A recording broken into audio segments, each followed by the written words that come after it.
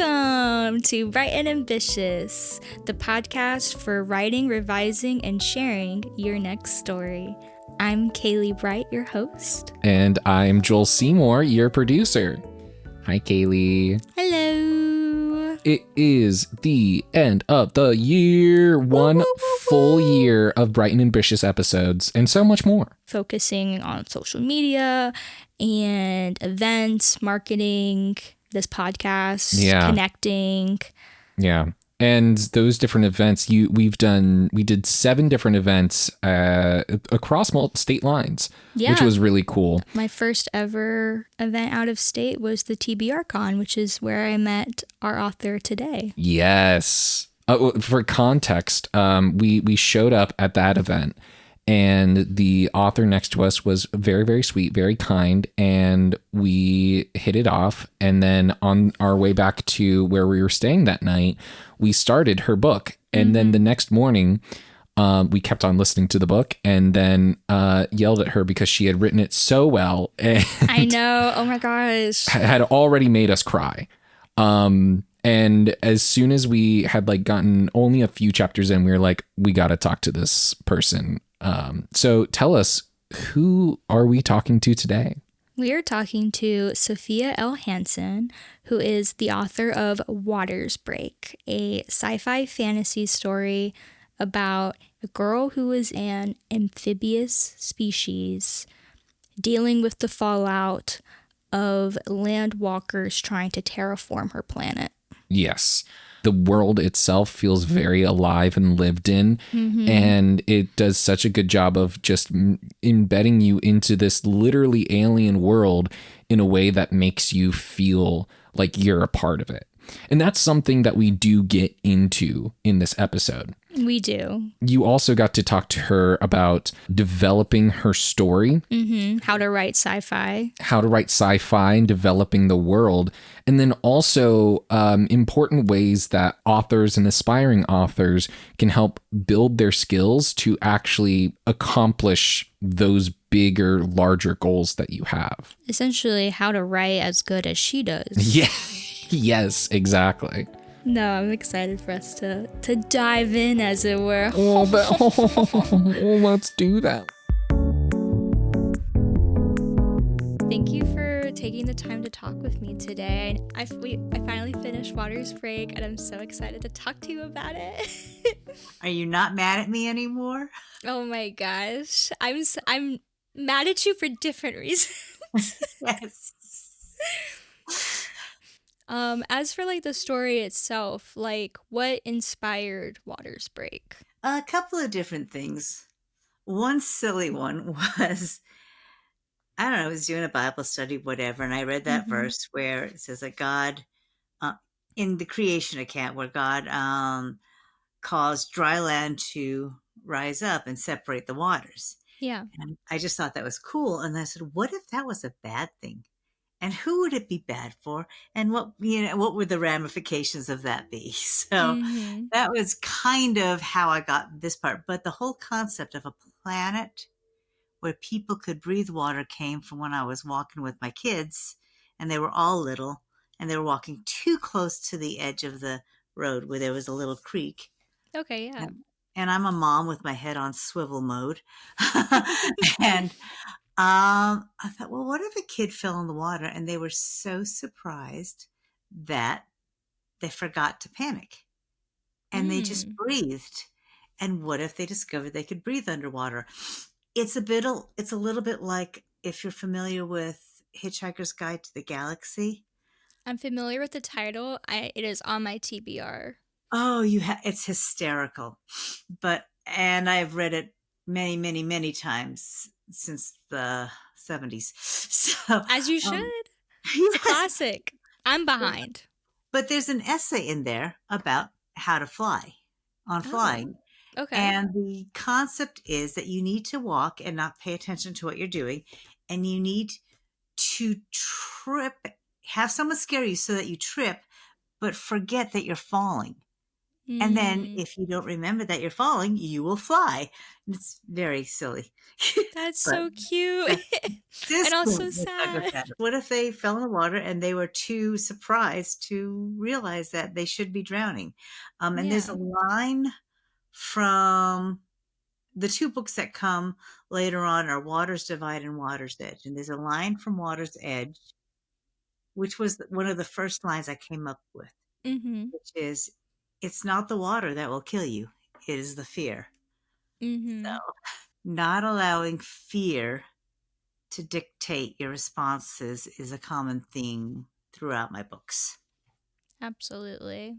And I think you really explore that because like it got to the point where I was just like, dang, I understand why they would be so like A, fearful, and B, like not want anything worse to happen because like surely something worse couldn't happen. And then you come along and you're like, surely yes it could. And see, it did. It did.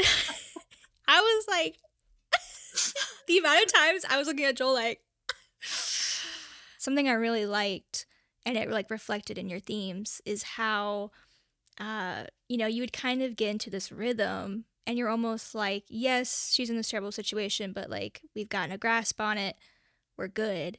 And then something terrible would happen to remind both her and us as the readers that like, no, this is not okay and you're not ever truly safe or going to be comfortable in this. Might have been Stephen King. They said something along the lines of, grab your main character by the throat and hold on and just make it worse. Yep.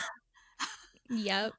And the goal wasn't actually to make it worse and worse and worse, but you have to have escalating tension before to make the wins real, to make them even more valuable. You think about the Egyptians and the Israelites, and um, it starts out bad with the famine. And then they move, they have to leave their land behind and they live in this land and then they're enslaved. And that's terrible. And then they kill all the babies and that's terrible. And Yeah. then they, Moses sneaks in there somehow and he gets in trouble and has to leave. I swear everything in God's timetable is 40 years. 40 years in the desert. 400 in slavery, like. Yes. So, and then he comes back and then he says, okay, I'm going to show you some things that only God can do. Let my people go. And Pharaoh answers by making the Israelites a lot worse. And then every time Moses does a miracle, Pharaoh tightens the screws. Yeah, his heart gets hardened. That's a progression of how trials go, until it gets bad enough that he finally says, go already. And then Red Sea, and then that didn't end well for Pharaoh. But they were terrified. They were stuck between the army and the sea. Yeah. And then Moses raises up his staff, and suddenly they're able to walk through as if on dry land, which is always pretty cool. Gosh, yeah, no, the image from the Prince of Egypt, like, that's such a good movie. Yes. Yeah, that's such a good analogy. Sorry, continue. No, I'm just like, and I'm doing this again on a smaller, no, not a smaller scale. I'm doing it again in this book. I'm working on Water's Divide right now. So, and that's the third one. I'm doing it again. I'm making it worse. I just made their lives worse. I'm sorry. I feel like we all, like, as both readers and writers, just kind of like hurt ourselves by reading and writing characters that are in these terrible situations, but we have the hope that they'll get out of them. One of my favorite, I don't know if it was a review or a comment from one of my readers, was that I cried so many tears reading your book. Aww. Tears of fear, tears of anger, tears of laughter.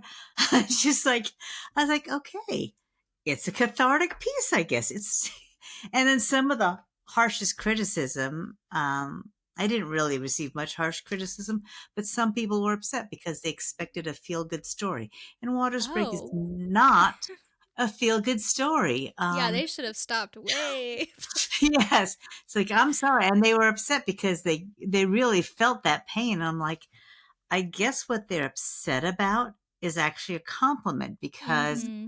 I made them empathize to a degree that they did not plan to. So, Yeah, they were not prepared for. yes. Yeah, I would absolutely take that as a compliment because, like, yeah.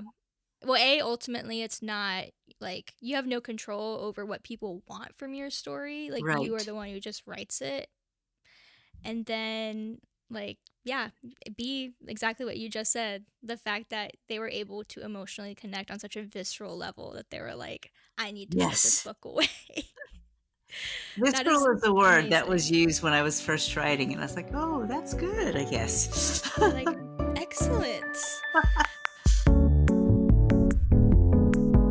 Talking about that, like you've written several articles detailing how you've learned to make great speculative fiction. And so, like, I think the one that I really liked, well, I say really liked, like I didn't like some of them. One of the highlights for me was your Same and Different article Ah, about I think making that the was the first one. otherness. Yeah. Well, I feel like, so I want to walk through like a couple, but like I never really thought about, I've never really thought about making sci-fi before now. So you're probably one of the first sci-fi reads I've really had, outside of like Ray Bradbury. Um, and I was just like, I never really connected that when you make an extraterrestrial world and extraterrestrial characters, how you need to make the otherness of them something that is relatable to us. You have to do that in fantasy too, though. That's true. But You I guess really, I don't think I've really had to, maybe it's something I haven't really thought about you in such probably clear didn't words. and don't realize it. Because if you've read a lot of fantasy, you pick up on that kind of sense. Mm-hmm. Um, it's like if you go to the Weasley's house Mm-hmm. and Yes. they've got knitting, they've got dishes being done, they've got schedules and stuff like that, all Yeah. normal stuff, but they do it, with magic. And so it's cool because it's something you're very familiar with. A mom with a bunch of kids, crazy. Mm-hmm.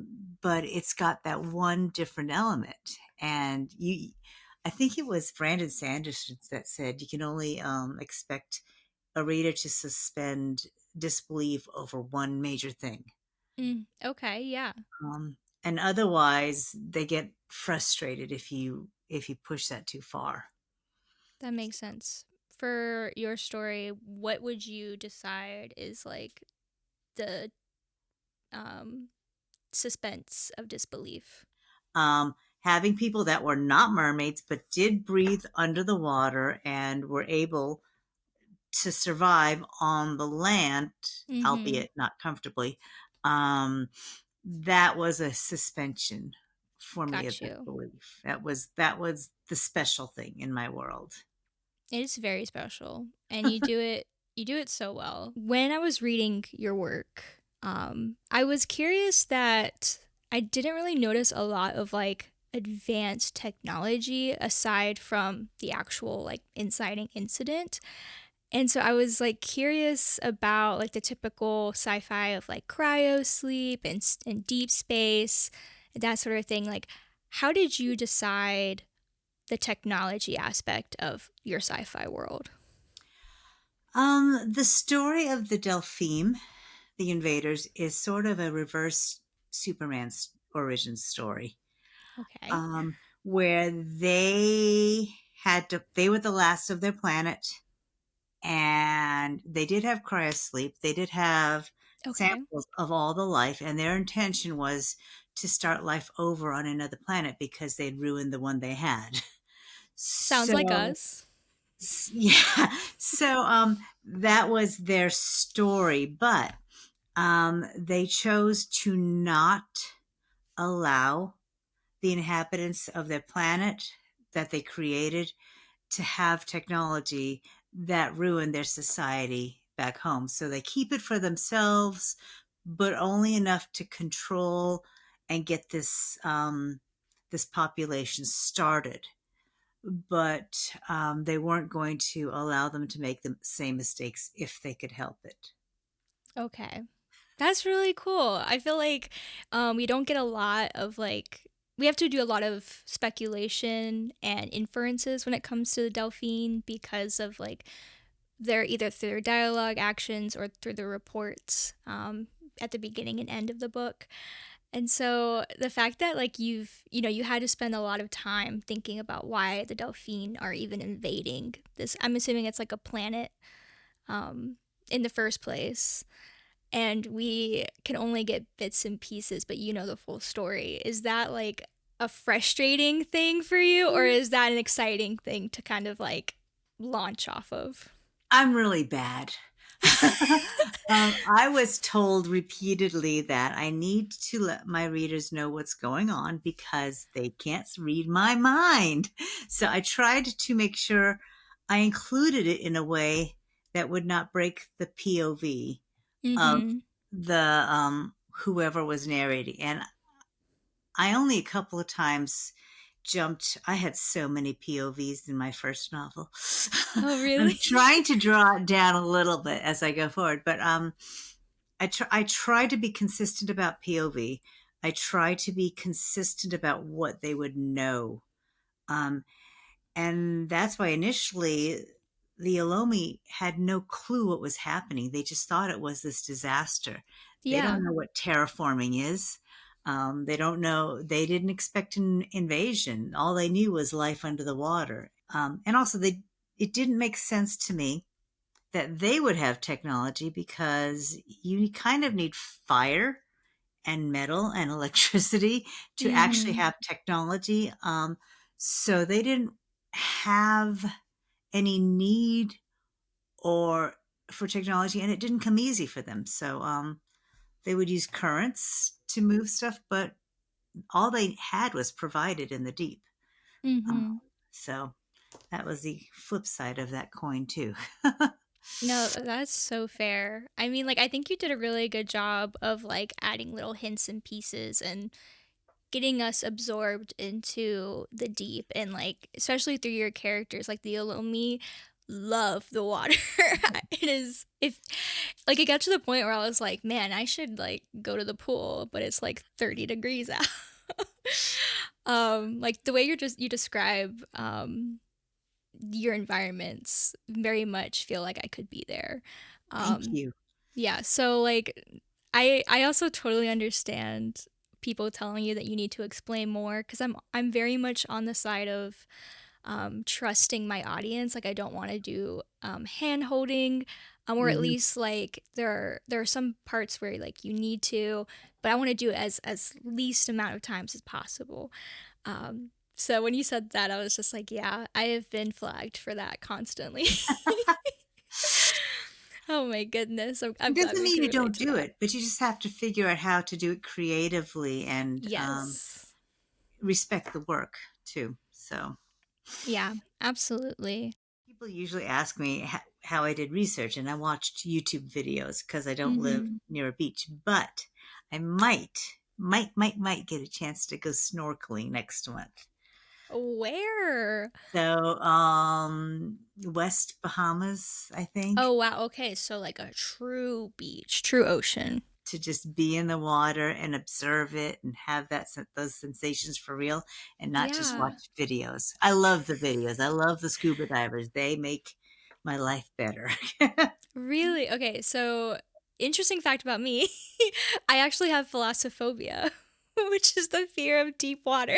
Oh, So, snorkeling isn't deep.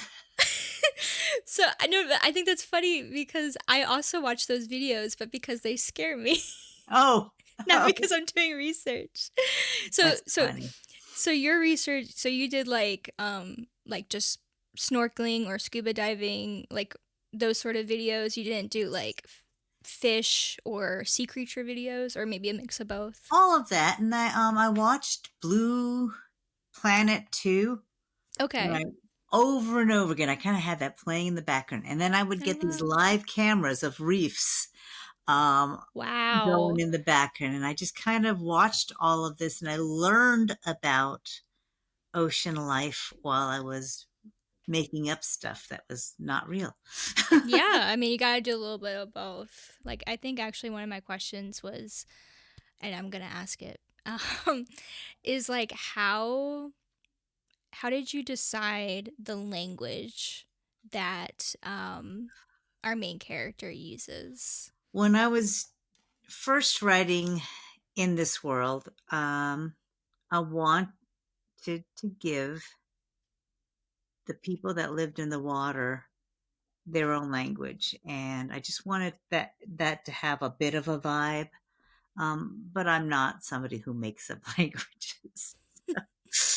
I have neither the patience or the time or the brain to do that. But and I honestly don't know how it came to me, Oh, but I okay. somehow I had heard of Yoruba.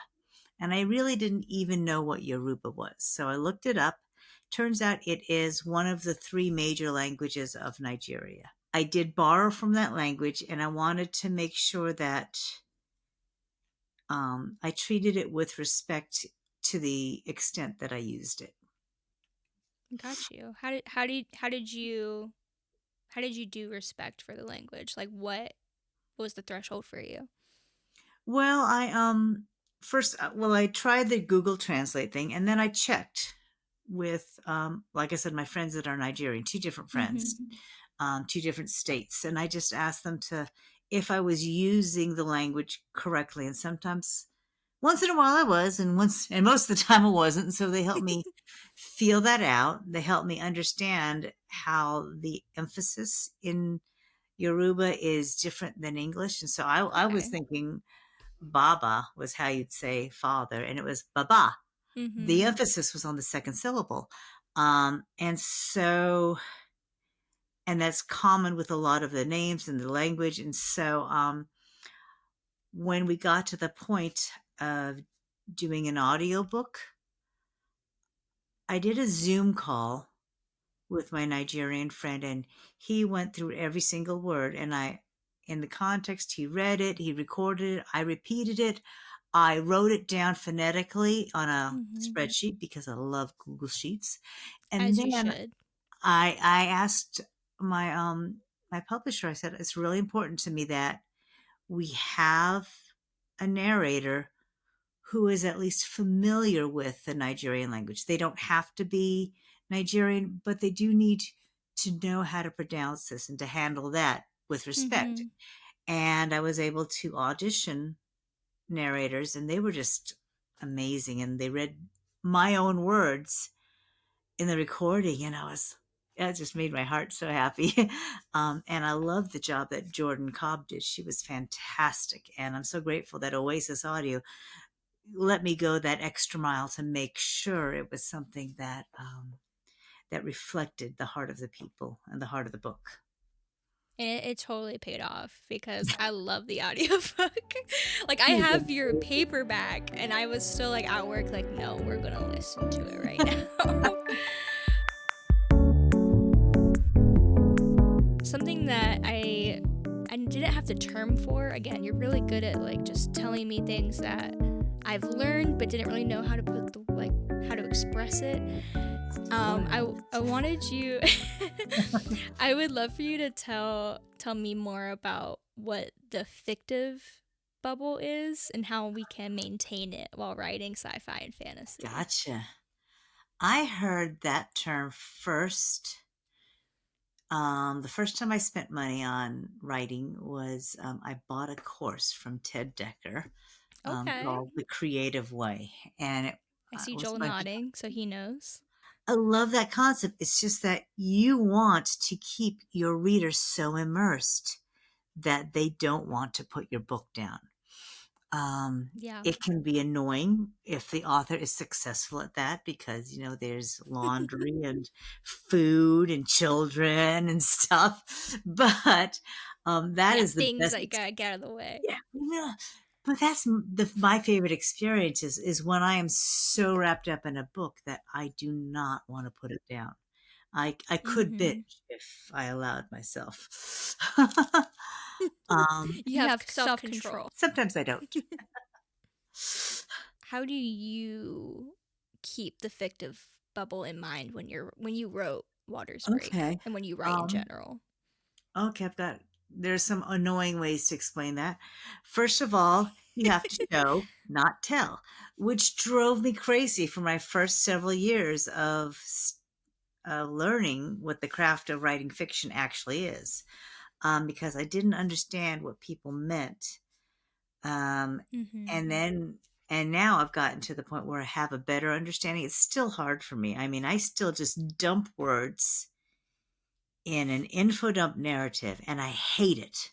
I hate the words that I've written, but it describes what the scene is doing.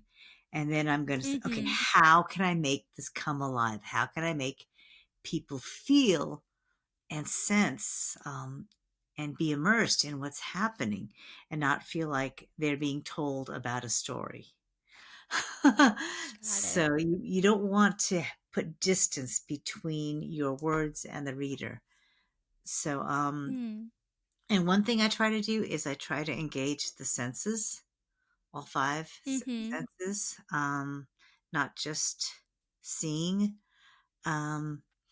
Another thing I try to do is not just do more than just the face, like no talking heads. That's what they say. It's like, what are the hands, the feet, the rest of the body posture? What is being expressed through that? And so it's not just about what they raised an eyebrow. Well, maybe they tightened their fists. Maybe they dug their toe in the dirt. All of those kind of express, and that's kind of a sense of subtext, but it expresses how your character is feeling in a way that instead of saying he was hesitant to go forward with this plan, it's like, let's see, Jake shook his head and dug his toe in the dirt. He wrung his hat. He did something to show that he was hesitating, but you don't have to say he was hesitant. Because he bit his lip or something. Yeah. So there's a lot of lip biting that goes on. I mean, like scratching face or or someone who's very talkative goes quiet. Like you realize they haven't talked for a while. And I did like your sensing sensibility article. Okay. Yeah, you have read my stuff. I try to be thorough. Wow. Thank you. Well, I'm glad you liked it. I want to be helpful. That was super helpful. That's why I want to share those with people, because I feel like that's something that aspiring writers really struggle with, is figuring out how they can immerse people into the world that they have in their mind without making people either frustrated because they're not understanding, or bored because it's maybe not interesting, which is a scary thought. And you really have to figure out the angle. Like when you mentioned, I think it was a different article, but you mentioned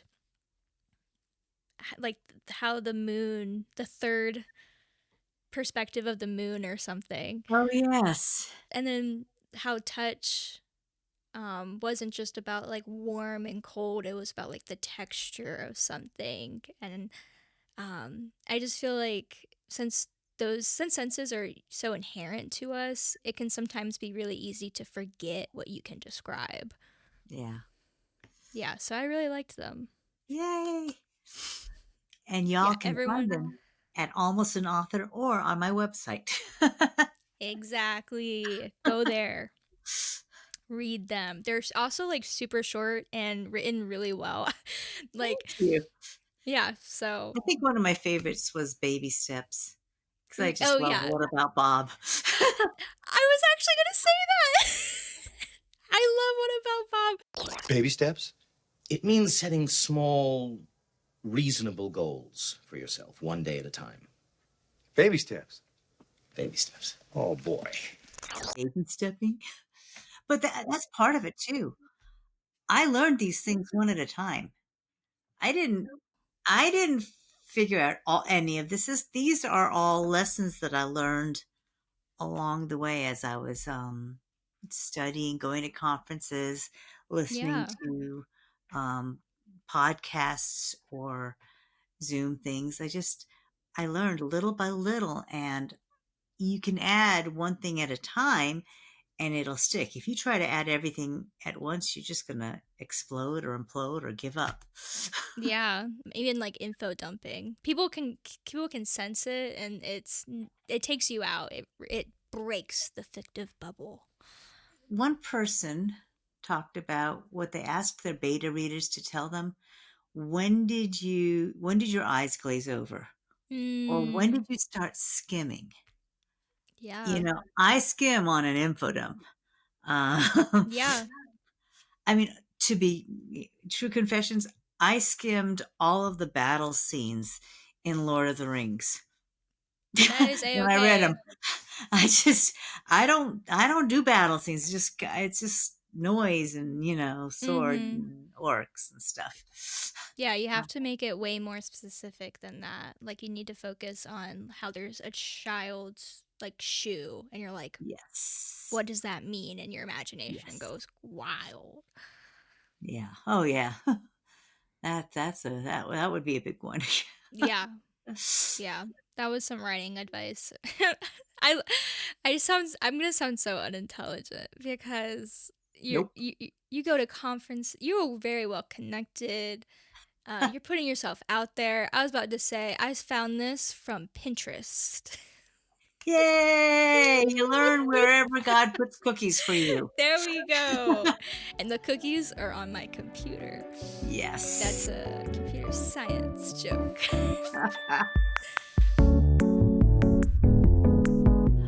When you're trying to add knowledge, when you're trying to get started, I edit for Havoc Flash Fiction magazine. Yes. Flash fiction is 1,000 words or less. And that's where I really learned my chops, because I was getting very discouraged in writing and rewriting and trying to finish this huge, massive piece. And I was encouraged by the people at Havoc to Teddy is one of them. Let's go, Teddy. Yeah, Teddy and Lisa and Andrew. And I was encouraged strongly to submit to them. And I started doing that. And I fell in love with flash fiction because I could write 1,000 words and be done. And then I would submit it and I would get feedback within a couple weeks. Oh, wow. And I could implement that feedback whether or not the story was accepted. And then I could submit another story and I would get more feedback. So I learned more and more what I could do to improve my writing for publication. And flash fiction is an excellent way to work on your writing skills. So Yeah, no, I'm actually go glad Havoc. yeah, go Havoc. I'm actually glad you said that because one of my questions was how you've written for and are a big advocate for Havoc Publishing. I forgot that you were an editor, so I'm glad that you reminded me. Because yeah, I did get to talk to someone who writes flash fiction short stories, and I'm just like, I'm so impressed by how people were able to do that. Because I always feel like I have too much, or I just have a large desire to say a lot of things. So, I mean, how do you even like try to write a full story in 1,000 words or less? There are a couple of techniques. I actually do workshops on this. So Okay, perfect. Sign up for Sophia's workshops. there you go. There's a couple of techniques. First of all, it has to be a full story. It has to have a complete narrative arc. But you can't have a large cast of characters Usually it's 2. Okay. You might be able to fit a third character in a small way, but it is best to have 1 or 2 major characters. You need to have conflict of some kind, but you can allude to previous try-fails in trying to reach the goal. You have to have conflict and a goal. The goal is what the character wants, and the obstacles between getting their goal is the conflict. So, and then you have to describe your setting. So, oh gosh, that's a lot. But if you keep it to 2 characters, if you have one specific goal that they're trying to accomplish, and the goal has to matter. It has to matter to the reader. You have to make it be important enough that they care whether this character succeeds or fails. I mean, they may want them to fail. That's okay. That's valid. But if they don't care, they're not going to read. And I'm sorry, it might be 1,000 words, but you're not going to hold their attention long enough for them to finish your story if they don't care about the goal. That's true. Yeah. It's a technical challenge in terms of writing. Yes, but it teaches you to write tight and to edit tighter. So, and if you can do that, it transforms all of your writing. Yeah, absolutely. That definitely terrifies me, but you should read Havoc's. Every day they put a new story out, every weekday. Yes. At GoHavoc.com. So you can read it any day of the week, and it's a free story. And if you spend all of $5 and you subscribe, you can read all of their stories for a year. So that's a pretty darn good deal. It is. Yeah, I tried to read yours, and then I got the paywall, and I was like, it'll be okay. I didn't realize it was only $5. But they're fun. I think writing flash fiction is a great exercise for any author, whether you're published or not, because you can always learn to tighten your writing more. Yeah, and challenge yourself. Fun. Yeah, I think you also used it to kind of just write when you weren't able to write on your epic trilogy. Yes. It got my juices back. It really encouraged. It's dopamine. There you go. You finish a story. You actually write the end after 1,000 words. That's a rush. Yeah. You hear baby back. Steps. There's another dopamine rush when you hear back, and if you get published, that's a huge dopamine rush. I mean, it's like boom. Yeah. And you get excited. Oh my gosh. And it's prompt based. So I love prompt based writing. Okay. So that's a fun thing for me to do too, and just makes me think about things that I hadn't started thinking about yet. So yeah, I think prompts definitely help. I was like thinking you were untethered, and I was like, that is so ambiguous. we're theme and prompt based, so that helps. Okay. Perfect. Yeah. No longer untethered. Tethered once more. There we go. Well, I appreciate you giving me that insight. At the end of each episode, I ask each author like 3 fun random questions. Okay. So the first is, what is your favorite drink to have next to you while you write? Doctored coffee. Doctored coffee? I like what's in the coffee? With with a pat of butter, some sea salt, and my chocolate stevia drops. Okay. Run that by me again, because I think I missed the first ingredient. Yes, I put butter in my coffee. Okay, okay. I did say butter. You did, You're like, no, I didn't hear that right. Okay. Second question is, what was the last book you gave 5 stars? Last book I gave 5 stars. Oh, Kathy McCrum's third book of her consortium, Children of the Consortium trilogy, was Guardian, and that was fantastic. And it was a great close to this trilogy. So I already know I'm gonna be sad in the best way. Yes, but there's ups and there's downs, and who knows which heart is going to break.